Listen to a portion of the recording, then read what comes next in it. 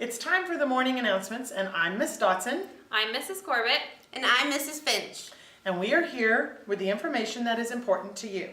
Today is Wednesday, August 30th, 2017.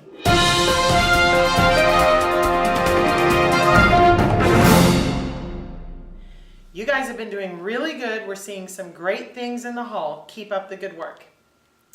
Here's today's lunch menu. Cheesy garlic flatbread, green beans, and chocolate chip cookie. Wellness Wednesday has not gone away. Enjoy these helpful wellness tips for all to enjoy. Take a look. Each year in the United States, players of sports and recreational activities receive between 2.5 and 4 million concussions. How dangerous are all those concussions? The answer is complicated and lies in how the brain responds when something strikes it. The brain is made of soft, fatty tissue with a consistency something like Jell-O. Inside its protective membranes and the skull's hard casing, this delicate organ is usually well shielded. But a sudden jolt can make the brain shift and bump against the skull's hard interior. And unlike Jell-O, the brain's tissue isn't uniform. It's made of a vast network of 90 billion neurons, which relay signals through their long axons to communicate throughout the brain and control our bodies. This spindly structure makes them very fragile, so that when impacted, neurons will stretch and even tear. That not only disrupts their ability to communicate, but as destroyed axons begin to degenerate, they also release toxins, causing the death of other neurons too. This combination of events causes a concussion. The damage can manifest in many different ways, including blackout, headache, blurry vision, balance problems, altered mood and behavior, problems with memory, thinking, and sleeping, and the onset of anxiety and depression. Every brain is different, which explains why people's experiences of concussions vary so widely. Luckily, the majority of concussions fully heal and symptoms disappear within a matter of days or weeks. Lots of rest and a gradual return to activity allows the brain to heal itself. On the subject of rest, many people have heard that you're not supposed to sleep shortly after receiving a concussion because you might slip into a coma. That's a myth. So long as doctors aren't concerned there may also be a more severe brain injury, like a brain bleed, there's no documented problem with going to sleep after a concussion.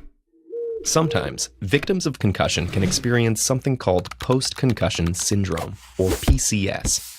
People with PCS may experience constant headaches, learning difficulties, and behavioral symptoms that even affect their personal relationships for months or years after the injury. Trying to play through a concussion, even for only a few minutes, or returning to sports too soon after a concussion, makes it more likely to develop PCS.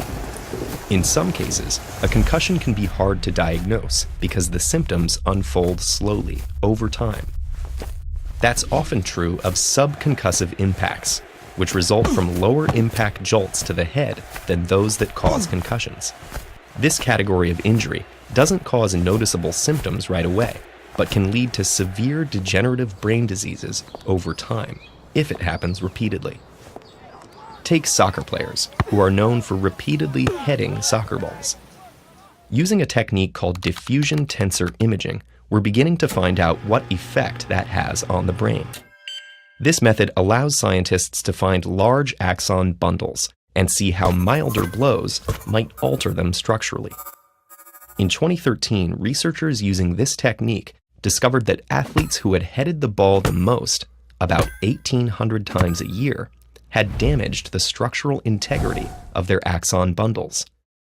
The damage was similar to how a rope will fail when the individual fibers start to fray. Those players also performed worse on short-term memory tests. So even though no one suffered full-blown concussions, these subconcussive hits added up to measurable damage over time. In fact, researchers know that an overload of subconcussive hits is linked to a degenerative brain disease known as chronic traumatic encephalopathy, or CTE. People with CTE suffer from changes in their mood and behavior that begin appearing in their 30s or 40s, followed by problems with thinking and memory that can, in some cases, even result in dementia. The culprit is a protein called tau. Usually, tau proteins support tiny tubes inside our axons, called microtubules. It's thought that repeated subconcussive hits damage the microtubules, causing the tau proteins to dislodge and clump together.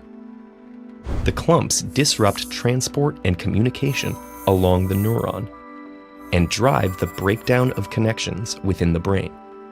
Once the tau proteins start clumping together, they cause more clumps to form and continue to spread throughout the brain even after head impacts have stopped. The data show that at least among football players, between 50 and 80% of concussions go unreported and untreated. Sometimes that's because it's hard to tell a concussion has occurred in the first place.